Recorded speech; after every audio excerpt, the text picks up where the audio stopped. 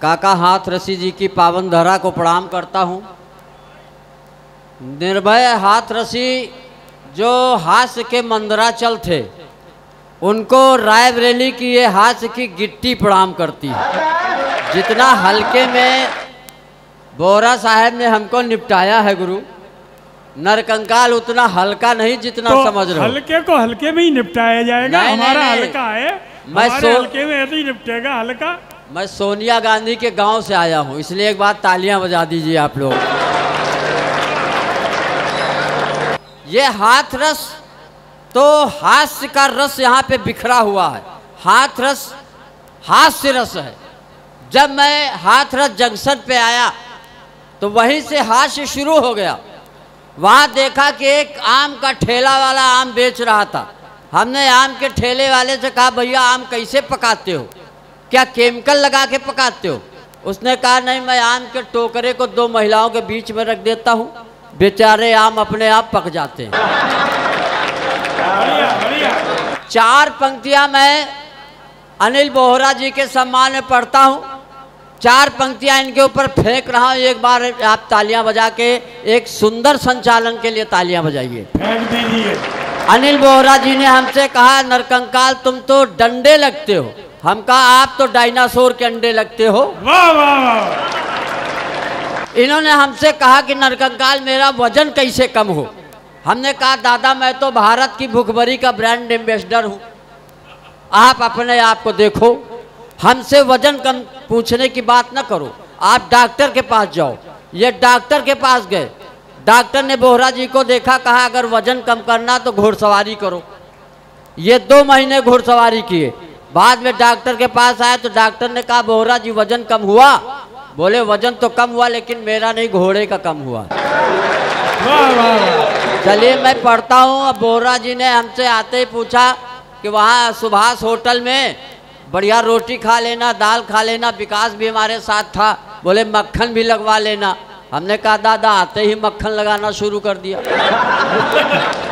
यहाँ आया तो मफल लाल जी ने हमसे कहा, नरकंकाल प्रसादी खा लो, खाना खा लो। हमने कहा, मफल लाल जी मैं तो रोज़ खाता हूँ, आप अपनी सोचो। चलिए मैं बहुत शॉर्ट में निपटाता हूँ, भीड़ तो सब भाड़ में चली गई। लेकिन निवेदन करता हूँ, आप कोई तब तक नहीं उठेगा जब तक भगवान न उठावें। एक बार तालियां बजा दीजिए, मैं अपना कार्यपाठ शुरू करता हूँ। इतने खामोशी में नरकंकाल को लगाया है। हमारा नंबर था। बोहरा जी बहुत सुंदर हैं। इधर 2 हमारी कवियत्रियाँ बैठी हैं, लीलावती कलावती की तरह। हालांकि पहली बार मैं मिल रहा हूँ आदरणीय मीरा दीक्षित जी से। हालांकि इसके पहले मैं माधुरी दीक्षित का फैन था। ये सलोनी है, सुहानी है, बिल्कुल माधुरी दीक्षित की जेठानी है। एक बार इनके समय आप आंसू कवि हैं तो हम धांसू कवि हैं, हल्के में न लीजिए। चलिए मैं पढ़ता हूँ और थोड़ा सा आपको हंसाने का प्रयास करता हूँ। अब आप मीरा दीक्षित के फैन हो गए हैं? नहीं नहीं, हम आपके भी फैन हैं, लेकिन आपके हम जो सीलिंग फैन हैं। हमारे फैन हो तो कहाँ भटक रहे हो? क्यों नहीं हमारे कमरे में लटक रहे हो? अरे तो हमारे माल को आप काहे गटक रहे हो? ये तो माल पर जिसका कब्जा होगा, पुलिस कप्तान जिसके साथ होगा उसका माल होगा। कप्तान साहब और एसडीएम साहब दोनों लोग चले गए और बहुत अच्छा लगा। अभी विकास बैरागी को पढ़ाया गया। विकास के विषय में बता रहे थे कि ये विकास वो विकास, लेकिन एक विकास मैं बताता हूँ। यहाँ हाथरस में आया तो एक लड़का मिला। हमने कहा क्या नाम? उसने कहा चिंटू। हमने कहा कितने भाई बहन? उसने कहा 11। 5 भाई 6 बहनें। हमने कहा पिताजी क्या करते? उसने कहा यही करते। तो ये भी एक विकास है। इस विकास के नाम पे तालियां बजाइए। अच्छा तालियां रहने दो, कोई ज़रूरत नहीं है। हम अब बार बार तालियां बजाने के लिए नहीं कहेंगे, हम बहुत संकोची स्वभाव के आदमी हैं। बार बार तालियां आप मत बजाइए, केवल कविता सुन लीजिए। सारथी परिवार का बहुत बड़ा, और ये हमारे आदरणीय विक्रमादित्य जी कहाँ चले गए? अगर ये चंद्रगुप्त हैं तो मैं चाणक्य हूँ, अगर ये विक्रमादित्य है तो मैं बैताल हूँ। वास्तव में मैं लगता नरकंकाल हूँ। कुछ पंक्तियाँ पढ़ता हूँ दादा। हाँ स्वागत है, स्वागत। आजकल हमारे देश में क्या, अभी वो हमारे आदरणीय अशोक नागर जी प्रेम पे प्यार पे बहुत कुछ सुना रहे थे। लेकिन बिहार में एक ऐसी घटना घटी कि कुछ पंक्तियां हमने लिखी, सुनिएगा विकास। स्वागत है, स्वागत। कि रिश्ते तार तार हो गए, इतने ज्यादा व्यभिचार हो गए, और चाची से भतीजे का लब, चाची से भतीजे का लब, मामा थे जो सार हो गए, मामा थे जो सार हो गए। ये तो पशुओं की प्रवृत्ति है, ये तो पशुओं की प्रवृत्ति है, मानो कुत्ता सियार हो गए सारे रिश्ते। अच्छा, महिलाएं खुसुर फुसुर करती थी, लेकिन लग रहा मर्द भी खुसुर फुसुर कर रहे हैं। और कामदेव चढ़ बैठा जब से, भाई बहन भी शिकार हो गए, और जात पात ना उम्र का बंधन, जात पात ना उम्र का बंधन, बकरी सुअर रिश्तेदार हो गए, रिश्ते सारे तार तार हो गए, रिश्ते सारे। और कामुकता को फैलाने वाले, कामुकता को फैलाने वाले इस युग के पोर्न स्टार हो गए, रिश्ते तार तार हो गए, रिश्ते तार तार हो गए। और सुनिएगा, एक कविता और पढ़ता हूँ। आजकल क्या है ना, पहले शादियों में 7 वचन दिए जाते थे, लेकिन जब से ये मुस्कान रस्तोगी और सोनम रघुवंशी ने अपने पति का मर्डर कराया है, तब से 8वां वचन ये भी जोड़ा जाएगा कि कसम खाओ, 8वें वचन में कि कसम खाओ अपने प्रेमिकी से, अपने प्रेमी से हमारी हत्या नहीं कराओगी, ये 8वां वचन होगा। तालियां बजाइए। पहले की पत्नी पति को परमेश्वर मानती थी, लेकिन आजकल की पत्नियां पति को परमेश्वर के पास भेज रही हैं। और यहाँ पे आदरणीय हमारे वो घुमक्कड़ी कब्जी बैठे हुए हैं। जब मैं आया तो इन्होंने बहुत अच्छा स्वागत सत्कार किया और बताया कि नरकंकाल मैंने 19 वर्षों से पत्नी छोड़ रखा है।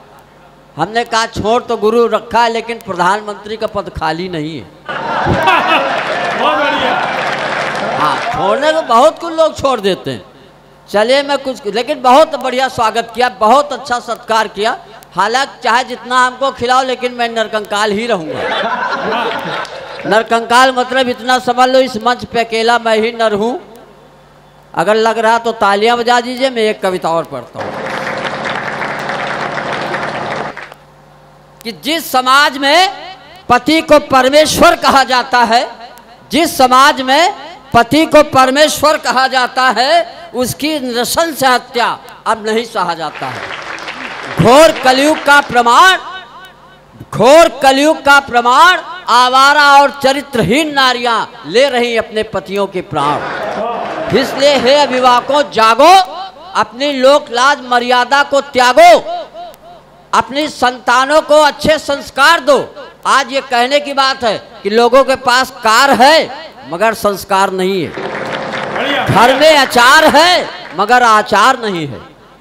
ये सोचने की बात है। कविता सोचने पे विवश करती है। मैं कहता हूं कि हे अभिभावकों जागो, सामाजिक मान मर्यादा के चक्कर में मत भागो। लोगों के या तो अपनी संतान के अंदर संस्कार भरो, या तो अपनी संतान के अंदर संस्कार भरो, नहीं तो ऐसी संतानों का बहिष्कार करो। वाह वाह वाह वाह। मत करो जबरदस्ती शादी, किसी के घर की बर्बादी। मत करो जबरदस्त शादी, किसी के घर की बर्बादी। जिस प्रेमी या प्रेमिका के साथ जाए जाने दो, उसे अपने कर्मों का फल पाने दो, उसे अपने कर्मों का फल पाने दो। इन डोलती नौकाओं के तुम ही कर्णधार हो, इन हो रही हत्याओं के सबसे ज्यादा तुम ही जिम्मेदार हो। इन हो रही हत्याओं के एक समय वो था जब बेटियां गाय की तरह खूंटे से बांध दी जाती थी और पूरे जीवन पतिव्रत धर्म को निभाती थी। आजकल सरल है विवाह पर कठिन है निर्वाह। बिना एक दूसरे को देखे हो जाता था गठबंधन, पूरे जीवन निभाती थी, समर्पित करती थी तन मन धन। अब शादी से पहले कुंडली नहीं, कॉल डिटेल चेक करो। अब शादी से पहले कुंडली नहीं, कॉल डिटेल चेक करो। उसके मन में छुपी हुई दुर्वासनाओं का एक्सरे कराओ, तब मांग भरो।